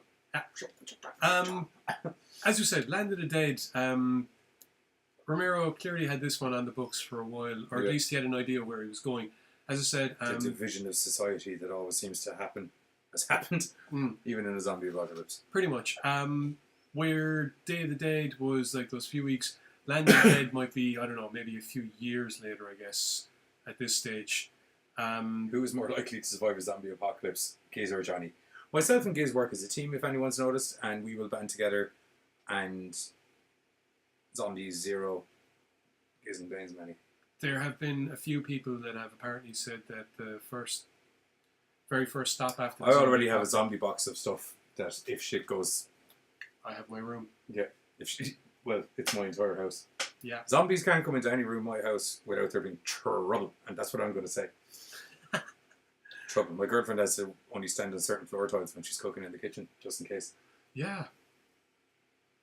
Sorry, I went in to get a glass of lemon. Also, if you try and rob my house, probably not good either. I went in to get a glass of lemon a while ago. It was like a scene from Raiders of the Lost Ark. Fuck! Anyway, Land of the Dead. It's how you explicably put a massive ramp into the end of your kitchen for the concrete ball to roll down. Water slide. That's what I say. Anyway, Land of the Dead starts off a few years later, I guess. Humanity is holed up. Well, in this case, humanity is holed up inside a massive fucking tower. It's a hotel complex. It's like it's a looks resort. like no, it looks like a very, very expensive business tower. Yeah, but it's like as in rich businessmen apartments. Yeah. Think like Fight Club, where your man lives in Fight Club, not the house, the apartment block before he blows it up. Yeah, clearly this place was built because it's got fantastic scenery around it. There's a bunch of fucking restaurants inside the place, a couple of different types of hotel rooms and blah. But there's also a big, massive human settlement on the outskirts of it, which is where the majority of humanity live, apart from the fucking 1%ers that are inside in this place. Yeah. And that, decide to just benefit humanity by issuing jobs and occasionally allowing people to live off the scraps. And it's all very... Fiddler's Green, indeed. Is that what it's called? Oh, I thought he was talking about something else, but okay. No. That's actually right. It's Fiddler's something green. Green. I couldn't fucking think of it. Good man, Martin. Thank you. Cheers, Martin. Thanks. Yeah, because we just did that. Then I saw Fiddler's Green. I was like, okie dokie. I was wondering if that's weird. But 24. Cute. Japan 4. But yeah, where the other films had been relatively close to the zombie outbreak happening, this is full on. The apocalypse is here. We're dealing with this shit now. Yeah. Rich people live in the tower block. Everyone else lives in the slums, except for the few people who live in the middle that we pay to go out and kill zombies. Yeah, basically. Well, not just kill zombies. They're also paid to go out and bring back in supplies. Now, what's cool is you have proper teams. There's tactics, all the rest of it. You also have Dead Fucking Reckoning, which is this great big fucking tank of a truck with fucking guns. Actually, and speaking of steam dildos plating earlier, and- it's like a big massive metal dildo with a load of fucking guns. Because it's longer than the tank. That's hardcore. But yeah, this thing was built by Ray Dembo. He's pretty much the main character of the film. He's the leader of this. I don't want to call them scavengers, foragers. He's the leader of this foraging group. He's got Cholo, fucking foraging around. Same thing. Yeah. It's just the polite way of putting it. Salvage. Salvage is the maritime way of putting it. Yeah, but it's like calling robbery. I didn't rob anything. I just removed from your house with the intent not to inform or return. The word you're looking for is reacquisition. Yeah, but no, reacquisition's actually a job. No, that's repossession. Same thing, though. Subtle difference. Very subtle difference. Like anyway, how it's spelled. That was very cheeky of me, sorry. They're going out on these runs and they're picking up different bits and pieces. Ray's second in command is Cholo, who is the Guiziamo. What's his fucking first name? The small Mexican guy that's in everything is the small Mexican guy. He was the clown in Spawn. But yeah, he's basically going to be... Is he? Yeah. He's a funny letter. Yeah. I did not know that. How the fudge did you not know that? Because he's a small skinny Mexican guy and the clown was a big fat white dude. Yeah, okay, I can kind of You tell me looking at the clown from Spawn that it's him. Ah, sure. He's like, oh, that's your man who plays Nemesis in fucking Resident Evil. Oh, how did you know that? Well, you only have to fucking listen to his voice and you can figure it out. Anyway. Yeah, but he's got that raspiness on it. Yeah, actually, now that I think about some of the other voiceover stuff he did, yes, you're actually well done. Okay. Yeah. They're doing runs and basically Cholo is working for the man on the sidelines. You know, he's been going out getting extra bits and pieces. And he was Luigi the Super Mario Brothers as well. Yeah, we won't talk about that, Martin Green, because some video game adaptations to movie are terrible. That thing. Actually, speaking of this movie, Dennis Hopper was also in it. I was going to say, everyone now get on the floor. Everybody want the dinosaur. Ooh, ooh, shaka like a boom, boom, boom, shaka like a boom, boom. Yeah, but Dennis Hopper's in it as well, actually. He's also in this as King Koopa. Yeah. Who isn't a fucking crocodile. He's a guy with a stupid haircut. He's actually worse than this. Oh, he's more of a dick in this, but he's a better character. Yeah. Anyway, Cholo occasionally gets rid of the odd zombies. Gets rid of the odd dead body for Dennis Hopper because, you know, some folks be talking back about them high ups and it's also that what's happening slowly inside in the apartment block is that loads of rich people tend to be also old, and people that are old die. And it turns out that if you die, you're a zombie! Yeah, you don't need to be bitten. It turns out if you just die, you're going zombie. So he doesn't want people in the building and outside to have what we in Ireland would call a wobbler. And thanks for that, Addy. It's not that I didn't believe Giz, but okay. Actually, now I'm just going to pull this up here in front of you. How did you get him from that? Look at the face. I am. Look at that fucking shit-eating grin. I am. Yeah. Okay. Look at my mouth and not the rest of my face. Yeah. Does that mean that I look like anyway, Luigi or John Leguizamo? Yeah. No, she wrote it down there first. I know, I believe. Audience participation time. One for everyone in the audience. Good. But on the course of this run, Ray reveals that, screw this for a tub of spin. He's out. He's done. It's his last run. He's getting the fuck out of Dodge. Himself and his buddy Charlie, who is a crack shot. Yeah, he's got one good eye, but by God, is it good? He's had a good eye. They're getting the fuck out. Now, interestingly enough, while they're doing this, we also meet, I think he's called Big Daddy. The midget? No. Oh, I love him. The Zombie Master. Oh, yes. Now, as we said... The man who's dragging the zombies through evolution by leaps and bounds. Yeah. Now, as we said, over the course of Romero's movies, he's shown the evolution of the zombie. How certain characteristics returned, memory returned. You had Bob shooting the gun. Yeah. And now you got a guy that knows... Yeah, Big Daddy pretty much picks up where Bob left off. Yeah, and goes further. He figures out what he is, or at least he figures out he figures out some of the ups and downs of being a zombie. Yeah. Because when they go to invade the city and they're like, oh, so the zombies can't swim. They also don't need to breathe, and they also can just walk under the water. Yeah, but the first thing the first thing he figures out is the skyflowers.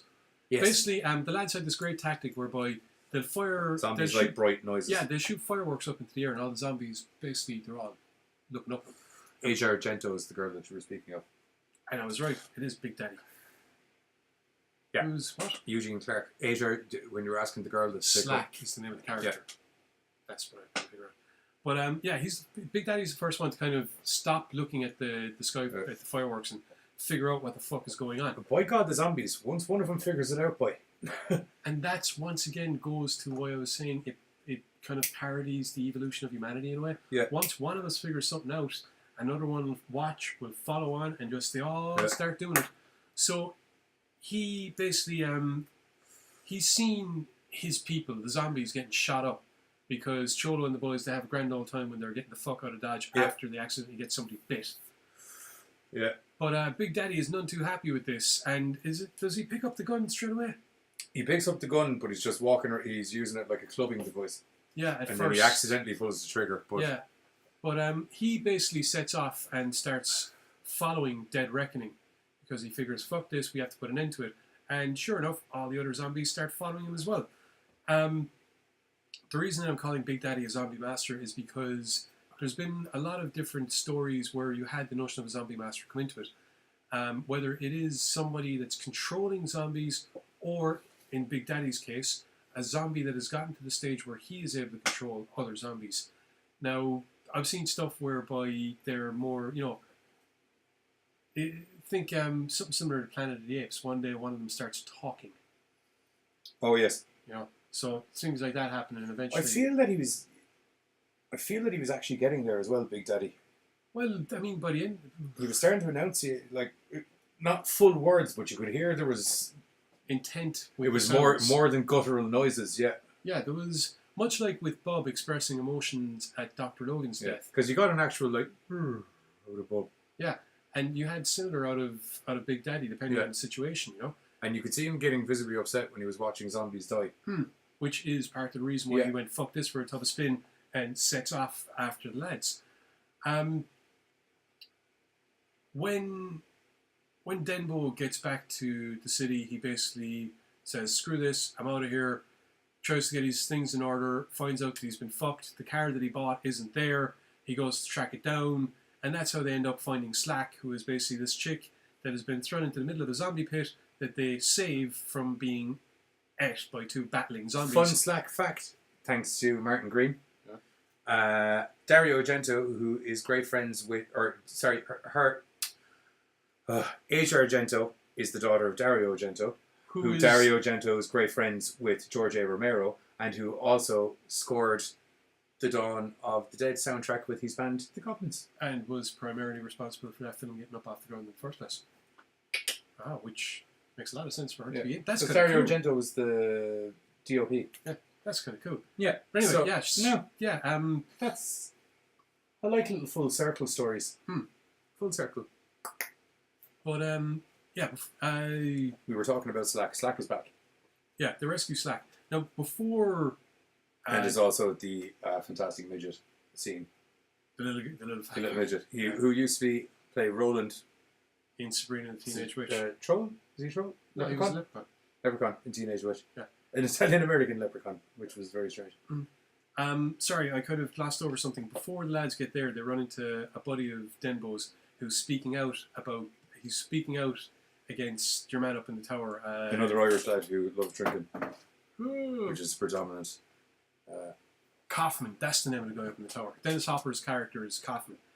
But yeah, so he's speaking out about that, and he's asking Denbo's, "You want to depart?" And Denbo's like, "Nah, screw this, I'm out of here." Once they save slack, they end up getting arrested and thrown into the prison by Kaufman, who has basically rounded up a few other people. And you learn that a lot of the people that were being disposed of by Cholo weren't so much old rich folk that had kicked the bucket, but were also, people that had spoken out against Kaufman that he just wanted disappeared. Unfortunately, at this stage, Cholo has basically overstretched himself, I guess. Not just he's put himself on a pedestal he thinks he's on in relation to Kaufman, but he actually isn't. Yeah, he's under the assumption that because he's racked up a lot of brownie points. I'm after killing all these guys. I'm after disposing of all of the bodies. I got a bunch of money. I can afford a place up here. To which Kaufman's like, "No, man, you can't. That's never happened. You're the zombie killing filth. We hire you." In fact, he literally says, "We hire you." He's worse yet. He calls security to get rid of him, and as he's walking out, says in front of Cholo, he's not even left the room. Yeah. To security, "I'll no longer be needing this man." Why? Yeah. I mean, and then obviously fucking Cholo offs the security guy and goes, "Screw this." That's because Cholo definitely knows because he's been disposing of the bodies. Interesting facts by Paddy in relation to the Argentos. Argento recut the Dawn of the Dead movie for Europe under the title Zombie, which then spawned the Lucio Fulci zombie series.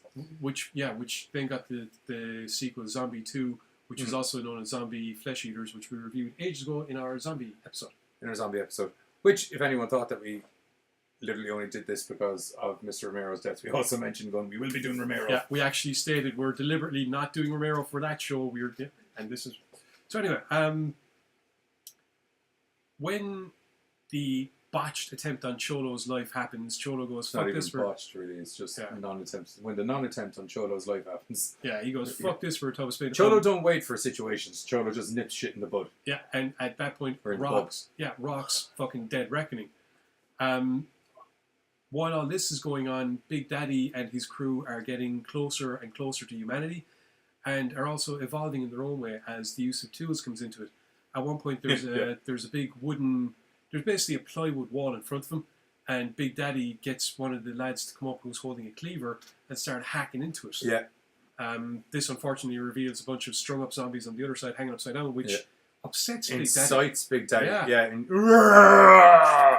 So they basically It's also at this stage as well, outside of just them picking up the normal tools, you really see it's not just them picking up random tools. The zombies are getting tooled up.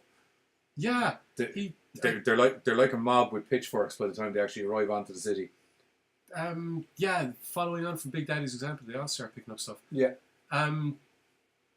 That scene, basically, the story progresses in two ways. You have the humans and you have the zombies. What's interesting about Land of the Dead is the fact that this time we're actually getting a story from the zombies' point of view. And it's a good fucking story too, because basically it's a revenge story. It's a freedom story. It's a fuck this. I'm sick of people shooting. Damn the man. Yeah. Which is essentially kind of the same as the human story, whereas we got Cholo holding a city for ransom, demanding a fuck ton of money or he's going to bomb the crap out of it. This also comes back into the commercialism and possessionism that humans go by. There's no discernible need for money. No. There's no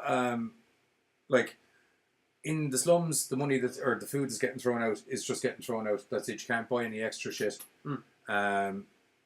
There's literally, and I mean, Kaufman comes to a demise over the money. Yeah. Like money is the ail of man, or the ailment of man, basically. Pretty much been saying that for a long time there, buddy. Yeah, true. True. But it's that fight, like in the Fight Club mentality. Do you know what I mean? Shit you don't need, but I need to bring my 5 billion with me. What's interesting? For what? What's interesting is zombies don't get cash. But what's interesting is it's the shit you don't need that for some reason seems to define this class divide in humanity. Yeah. Now, okay, this is a film, but it's still the same fucking point. We gauge each other's importance. All films have some basis in reality somewhere. True, but my point is that we we define classes based on a person's ability to get their hands on a lot of, at times, useless shite, just so that they can say that they're able to get their hands on it. And that's kind of the thing that shines true from the human standpoint in this film. You have Kaufman and all the rest of them in their building, and they have all this extravagant stuff, and they're seen as being, you know, a higher echelon of society just because they happen to have all this stuff. They're not better people. Stuff. In fact, to be perfectly honest, they're worse people. They're willing to fuck each other over at a heartbeat, whereas the ones in the slum are willing to give of themselves for each other. And it's a glaring example of humanity the way that we are. You know, it's almost like, no, granted, this isn't for this isn't the case with everyone, but for a lot of people, the more stuff they're able to get, the less fucking human they want to be. And the less stuff a person has, wants, or needs, the more humane they tend to become. Yeah. I don't know, but, you know.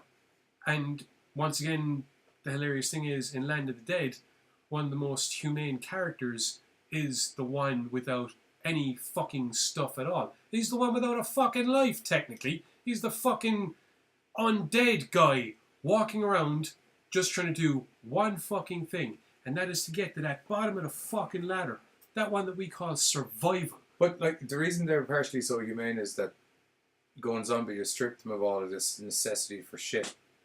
It's all about I just want to do what I'm happy with. Like he'd be happy to just stand there pumping fuel. He was happy to stand there pumping fuel until the lads started popping holes in his buddies' heads. Okay, granted they weren't his buddies, but he recognised they were the same as him, and he recognised the fact that, you know, he didn't want this happening anymore. The very fact that he was able to recognise these notions is the evolution that Romero was going for.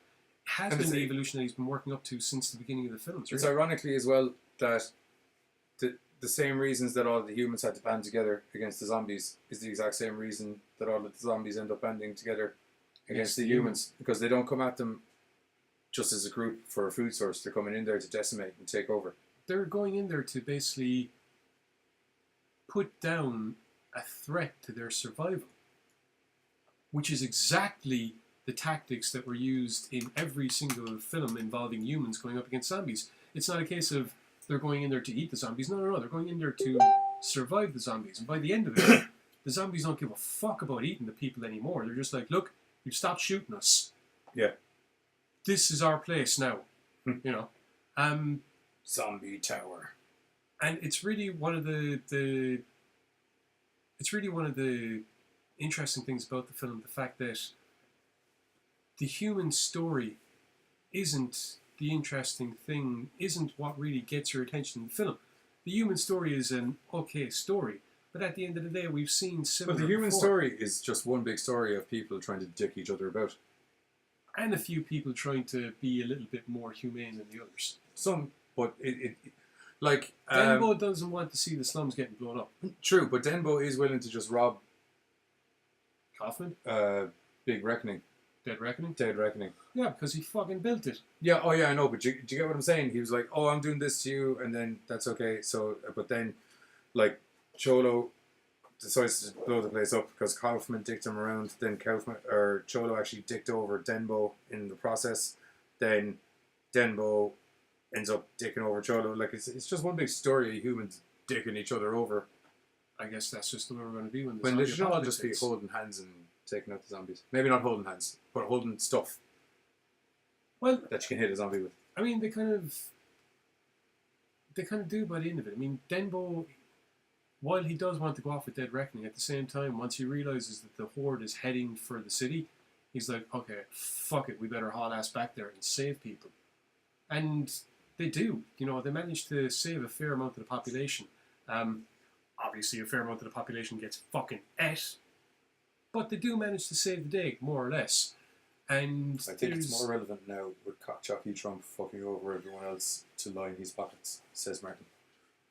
Yeah. But actually, before... Trump is Kaufman. Before I get to...